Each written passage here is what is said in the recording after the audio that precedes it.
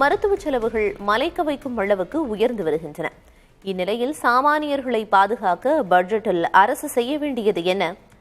இதுகுறித்த ஒரு தொகுப்பை பார்க்கலாம்.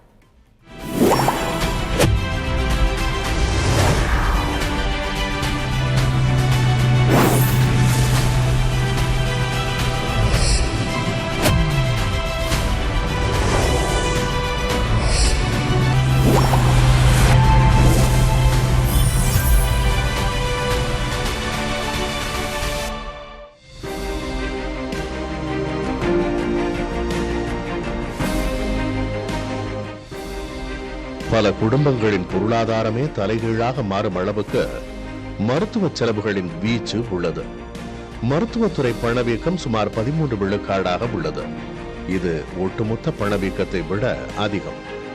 பலர் சொத்துக்களை விற்றும் நகைகளை விற்றும் அதிக வட்டிக்கு கடன் வாங்கியும் மருத்துவ செலவுகளை சமாளிக்க வேண்டியுள்ளது.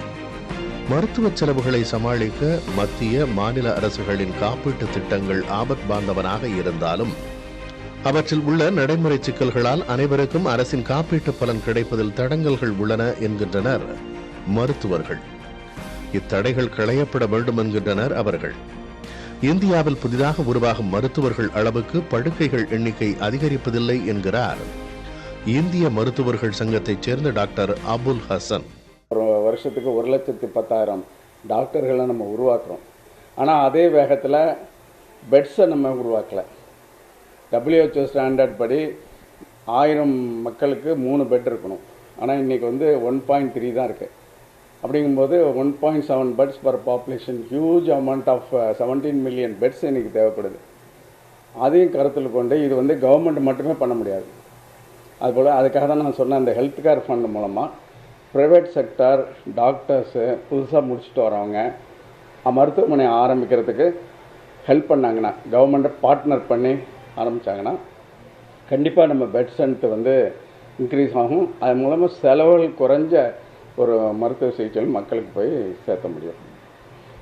மருத்துவ பரிசோதனை செலவுகளை கட்டுப்படுத்த MRI, CT ஸ்கேன் உள்ளிட்ட சாதனங்களை உள்நாட்டிலேயே தயாரிக்க அரசு ஊக்குவிக்க வேண்டும் என்றும் கூறுகிறார் மருத்துவர் அபுல் ஹசன். மருந்துகள் மூலப்பொருள் உற்பத்திக்கும் பெரும் ஊக்கம் தேவைப்படுவதாக மருத்துவர்கள் கூறுகின்றனர். மருத்துவத்துறைக்காக மத்திய அரசின் ஒதுக்கீடு கடந்த ஆண்டு 96,000 கோடி ரூபாயாக இருந்தது. இது ஒட்டுமொத்த பட்ஜெட்டில் வெறும் 1.94 விழுக்காடு மட்டுமே. இதை 5 விழுக்காடாக அதிகரிக்க வேண்டும் என்றும் மருத்துவர்கள் கோரிக்கை வைக்கின்றனர். கடுமையான மருத்துவ செலவுகளால் ஒவ்வொரு ஆண்டும் 3 முதல் 4 கோடி இந்திய குடும்பங்கள் வறுமையின் பிடியில் சிக்குவதாக புள்ளி விவரங்கள் கூறுகின்றன. இந்நிலையில் மருத்துவ செலவுகளை கட்டுப்படுத்துவது தொடர்பாக அறிவிப்புகள் பட்ஜெட்டில் வெளியாகுமா என எதிர்பார்க்கின்றனர் சாமானியர்கள். புதிய தலைமுறைக்காக ஈரோடு செய்தியாளர் மணிகண்டனுடன் சேஷகிரி.